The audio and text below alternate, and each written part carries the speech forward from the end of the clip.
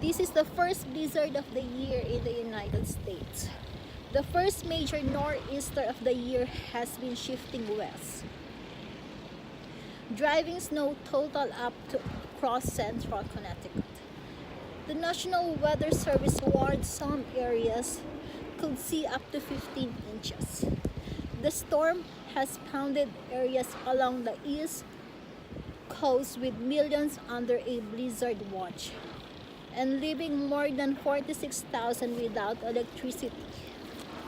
But once the storm passes, our work will begin in removing the snow. It will likely freeze this weekend. Warm wishes from the frozen north of America. This is Marian reporting from the Connecticut, United States.